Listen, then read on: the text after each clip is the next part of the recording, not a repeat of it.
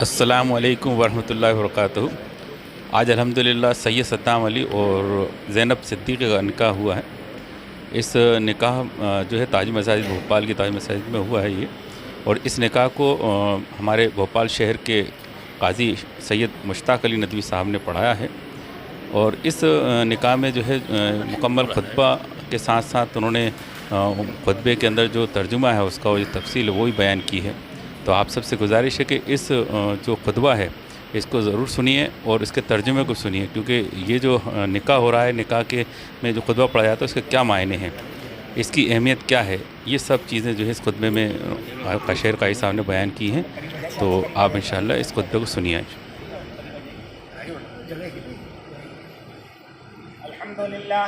الحمد لله نحمده ونستعينه ونستغفره ونؤمن به ونتوكل عليه ونعوذ بالله من شرور انفسنا ومن سيئات اعمالنا، من يهد الله فلا مضل له ومن يضلل فلا هادي له، واشهد ان لا اله الا الله واشهد ان محمدا عبده ورسوله. اما بعد، قال الله سبحانه وتعالى في كتابه المجيد: اعوذ بالله من الشيطان الرجيم، بسم الله الرحمن الرحيم. يا أيها الناس اتقوا ربكم الذي خلقكم من نفس واحدة وخلق منها زوجها وبث منهما رجالا كثيرا ونساء، واتقوا الله الذي تساءلون به والأرحام إن الله كان عليكم رقيبا. وقال الله سبحانه وتعالى: يا أيها الذين آمنوا اتقوا الله حق تقاته ولا تموتن إلا وأنتم مسلمون.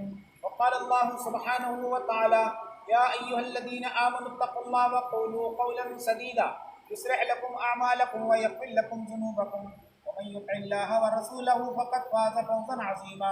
وقال النبي صلى الله عليه وسلم: إن أعظم النكاح بركة أيسره مؤونة. وقال النبي صلى الله عليه وسلم: الدنيا كلها متاع وخير متاع الدنيا المرأة الصالحة. وقال النبي صلى الله عليه وسلم: تزوجوا الودود الولود فإني مكاثر بكم الأمم.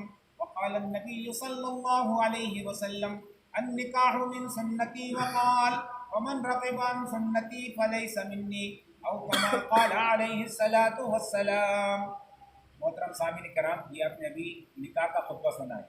نکاح اور خطبے کے تعلق سے چند باتیں ہر ایمان والے مرد اور ایمان والی خاتون یعنی عورت کو اپنے ذہن میں ہمیشہ رکھنا چاہیے۔ نکاح کے تعلق سے یہ بات ہم اچھی طرح ذہن میں رکھیں کہ نکاح اسلام میں عبادت ہے۔ عبادت کس کام کو کہتے ہیں؟ جس کام کا حکم اللہ نے قرآن میں دیا، حضور پاک صلی اللہ علیہ وسلم نے جو کام کیا وہ کام عبادت ہوتا ہے۔ ابھی ہم نے آپ نے نماز پڑھی، نماز کے تعلق سے ہر ایمان والا مرد عورت مالدار غریب پڑھے لکھے جاہل سب سمجھتے ہیں کہ نماز پڑھنا عبادت ہے۔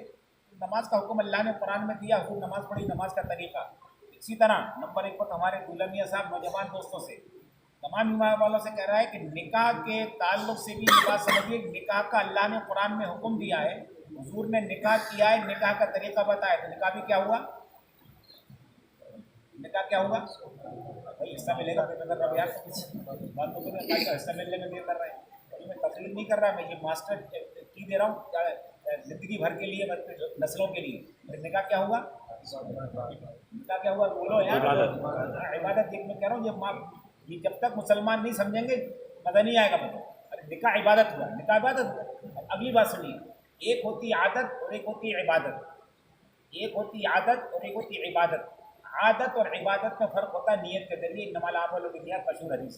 اس کی مثال یوں سمجھیے، بعض لوگوں کی عادت ہوتی ہے صبح کھاتے شام کھاتے دن بھر کچھ نہیں کھاتے، اس آدمی کی عادت ہے، لیکن یہی آدمی یہ نیت کر لے کہ آج میں اللہ کے لیے روزہ رکھوں گا، دن بھر نہیں کھانا، کیا بن جائے گا اس کا؟ پہلی بات یہ کہنا ہے کہ ہمارے تمام میاں والوں سے، دلہا میاں صاحب دلہا والے اور دلہن والوں تمام میاں والوں سے کہ نکاح کے اندر عبادت کی نیت کی، ایک بات ہوتی ہے۔ دوسری بات سمجھیے، ابھی آپ نے 4 رکعت کی نیت کر کر آپ نے اللہ اکبر کہا تھا، تو آپ کو یقین تھا کہ عبادت نماز میں شامل ہو گئے، اور سلام پھیرنے سے پہلے ہر عمل پر آپ کو ثواب مل رہا تھا۔ آپ کھڑے تھے، آپ بیٹھے تھے، آپ رکوع میں تھے، سجدے میں تھے، آپ کچھ پڑھ رہے تھے، خاموش تھے، تو بھی ثواب ملا کہ عبادت کے اندر ہے۔ سلام پھیرا نماز کے بعد سے باہر ہو گیا، چند منٹ بھی تھی، روزہ شام کو ختم ہو جاتا ہے، بڑی تعداد ماشاءاللہ یہ تشریف فرما یہ حج کر کے آئے ہیں، حج کا احرام حج ختم ہو جاتا ہے، لیکن میرے دوست کو سمجھو اچھی طرح سے، نکاح عبادت ہے۔ حضور نے کہا کہ نکاح کا اعلان کرو مسجد میں کرو، نماز کا اعلان ہوتا مسجد میں ہوتی، ماشاءاللہ آپ لوگوں نے بھی اعلان کیا، مسجد میں آئے۔ اب جو بات میں کہنا چاہتا ہوں، ہمارا بہترین نظام ہے، یہ بچی کے پاس گئے وکیل صاحب اور ولی کے اجازت سے، بچی کے سامنے پرپوزل رکھا کہ بیٹا ہم تمہارا نکاح فلاں کے ساتھ کرنا چاہتے ہیں. بچی نے قبول کر لیا 2 گواہوں کے سامنے, قاضی کے سامنے آ گواہی بھی دی. اب دولہا میاں کو مسجد میں بٹھایا گیا, اللہ کا کلام سنایا گیا, اب ان سے ابھی قبول کروایا جائے گا. جو بات میں کہتا ہوں, جیسے ہی دولہا میاں کہیں گے میں نے قبول کیا, تو اس بات کا دھیان, اس بات کی نیت, اس بات کا شکر ہونا چاہیے کہ یہ دونوں عبادت نکاح میں شامل ہو گئے, داخل ہو گئے. اور کب تک رہیں گے انشاءاللہ؟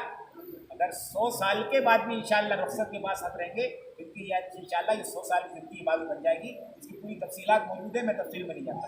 ایک بات تو یہ اس لیے میں کہہ رہا ہوں کہ پوری ذمہ داری سے کہہ سکتا ہوں کہ ہندوستان میں مسلمان عام طور سے, بھوپال کا مسلمان بھی نکاح کر رہا ہے, لیکن بطور عادت کے کر رہا ہے, بطور عبادت کر رہا ہے. خدا کرے کہ ہندوستان کے مسلمان عام طور سے, ہمارے بھوپال کے مسلمان خاص طور سے نکاح کو عبادت بنا لیں. ایک بات تو خطبہ جو پڑھا جاتا ہے, خطبے کے تعلق اچھی طرح سمجھ لیجیے. خطبہ کوئی رسم نہیں ہے, کوئی پرمپرا نہیں. ہم لوگ رسم ادا نہیں کرتے ہیں, ہم وہ کام کرتے ہیں جو کس نے کیا ہے, حضور پاک صلی اللہ علیہ وسلم نے کیا. سنت کے مطابق ہم خطبہ پڑھتے ہیں. حضور نے نکاح کے موقع پر خطبہ پڑھا ہے تو ہم خطبہ پڑھتے ہیں. اور حضور پاک صلی اللہ علیہ وسلم نے قرآن مجید کی یہ 3 آیتیں پڑھی ہیں جو ابھی میں نے آپ کے سامنے حضور کی سنت کے مطابق پڑھ کر سنائی ہیں. اور حضور کے تعلق سے ہمارا یہ قرآن کے ذریعے سے ہمارا عقیدہ ہے کہ حضور بولتے بھی تھے, کس کے اجازت سے بولتے تھے, اللہ کے حکم سے. تو اب جو بات میں کہنا چاہتا ہوں, اور مسئلہ خالی برکت کا بھی نہیں, اگر مسئلہ برکت کا ہوتا تو 3 مرتبہ قل ہوا شریف دولہا میاں سے پڑھوا لیتے, ہم سب پڑھتے, کائے کا ثواب مل جاتا صاحب. 3 مرتبہ قل ہوا شریف پڑھ لے گا تو قرآن پڑھ لے گا, بہت آسان بات تھی. برکت تو ہے, لیکن برکت کے ساتھ یاد رکھنا کہ حضور نے جو آیتیں پڑھی ہیں, پہلی آیت ہے سورہ نساء کی آیت نمبر 1, دوسرے سورہ آل عمران کی آیت نمبر 102, اور تیسری اور چوتھی آیت ہے سورہ احزاب کی آیت نمبر 70-71. گویا کہ ایسا معلوم ہوتا ہے کہ اللہ رب العزت نے صورتوں میں ہم نے تمہاری یہ ڈیوٹی لگائی ہے, اگر اس ڈیوٹی کو تم ہم کو راضی کرنے کے لیے پورا کرو گے تو ہم تم سے وعدہ کرتے ہیں, اللہ وعدہ کر رہا ہے کہ ہم تمہارے فیوچر کو, تمہارے مستقبل کو, تمہارے آنے والے کو تو اتنا برائٹ, اتنا تابناک, اتنا روشن کریں گے کہ تصور نہیں کر سکتے. اس کو آئے حراج میں تقوی کا مطلب یہ ہے کہ اللہ تعالیٰ کہہ رہا ہے کہ اگر تمہاری سیار ہماری نظر میں اچھی ہو گئی تو ہم تم کو اتنا پرموشن دینے والے ہیں کہ تصور نہیں کر سکتے. اس کی صرف ایک حدیث سناتا ہوں. دیکھیے ماشاء اللہ دولہا میاں ہے, داڑھی کالی ہے اور ابھی جوان ہے, یہ داڑھی بڑی بھی ہوگی انشاءاللہ کچھ کے بعد. اور یہ چند سال پہلے یہ بھی کیا تھی انشاءاللہ, ارے کالی تھی کہ نہیں تھی, اب یہ سفید ہو چکی ہے, کچھ بھی ہو گیا. آج دولہا میاں دلہن صاحبہ کو یہ پیغام دیا جا رہا ہے کہ دیکھو اگر تمہاری سیار اچھی ہو گئی, تم نے تقوی اختیار کیا اور تم تقوی کا لباس پہن کر آئے, ہم انشاءاللہ جنت میں تم کو جوانی دینے والے ہیں. یہ جوانی کبھی ختم نہیں ہوگی بلکہ ہر ہفتے بڑھتی رہے گی. اس کی تفصیلات بھی پوری حدیث کے اندر موجود ہیں. نساء, اس کی پہلی آیت پڑھ کے نساء کے معنی کیا ہیں, یہ میں اس لیے کہہ رہا ہوں کہ یہ ہر مسلمان کو معلوم ہونا ہی چاہیے. وہ خدا کرے کہ یہ پیغام میرا عورتوں تک بھی پہنچے. نساء کے معنی عربی زبان میں خواتین, لیڈیز, مہیلائیں کو بھی جانتے ہیں. خواتین کے نام کی قرآن میں ایک بڑی صورت ہے, اس کی پہلی آیت حضور صلی اللہ علیہ وسلم نے پڑھی ہے نکاح کے اندر. تو کامن سینس کی بات ہے کہ دولہا میاں سے تو یہ بات کہی جائے گی دولہا والوں سے کہ میاں ذرا کان کھول کر سن لینا, یہ لڑکی رخصت ہو کر جائے گی, اس کا باپ ساتھ نہیں جائے گا, گھر کا کوئی ساتھ نہیں جائے گا. لیکن یاد رکھنا کہ جس اللہ کا کلام سن کر اور جس اللہ کے گھر میں بیٹھ کر آپ نے قبول کیا ہے, ان اللہ کان علیکم رقیبا, وہ اللہ ہر وقت تمہاری نگرانی کر رہا ہے. اسی اللہ نے تمہاری یہ ڈیوٹی لگائی ہے سورہ نساء کے اندر, اس کو تم پوری کرنا. تو لڑکی سے یہ بات کہی جاتی ہے کہ بیٹا تم اس گھر کے اندر اللہ کے نام اور اللہ کے کلام کے ساتھ تم جا رہی ہو, تو تم بھی وہاں جا کر سورہ نساء پڑھنا, اپنے شوہر کو بھی پڑھوانا, اپنے بچوں کو بھی پڑھوانا. پھر انشاءاللہ تمہارے ذریعے سے جو اولاد دنیا میں وجود میں آئے گی, ایسے انشاءاللہ افراد, ایسے اولیاء کرام بزرگان دین ہوں گے جس سے پوری انسانیت کا فائدہ ہوگا. اولیاء کرام بزرگان دین آسمان سے نہیں آتے ہیں, ان کا وجود ماں باپ سے ہوتا ہے. تو ان سے کہا جا رہا ہے کہ اگر تم چاہتے ہو کہ تمہاری نسلوں کے اندر اولیاء کرام بزرگان دین مان انسان پیدا ہو جائیں, تو سورہ نساء پڑھ کر عمل کرنا, بچوں کو عمل کروا دینا, انشاءاللہ تمہاری نسلوں میں اولیاء کرام پیدا ہو جائیں گے. اللہ رب العزت ہم سب کو قرآن خطبہ نکاح کے پیغام کو سمجھ کر عمل کرنے کی توفیق عطا فرمائے. اور یہ مختصر انداز میں نے بتایا, اور میں اس لیے بات ہر نکاح میں کوشش کر رہا ہوں, خدا کرے کہ پھر وہ بات جو شروع میں کہی تھی کہ نکاح کو ہم عبادت بنا لیں, اور خطبہ نکاح کے پیغام کو سمجھ کر سورہ نساء کو ایک ایک مسلمان مرد اور ایک ایک مسلمان عورت سورہ نساء پڑھیں اور عمل کریں. انشاءاللہ اللہ اس کی برکت دنیا میں بھی دے گا اور آخرت میں ملے گی. اللہ تعالیٰ اس نکاح میں خوب برکت عطا فرمائے, اللہ اس کو خیر و برکت کا ذریعہ بنائے. یہ صاحب میرے صاحب یہ طرح کی آپ سید صدام حسین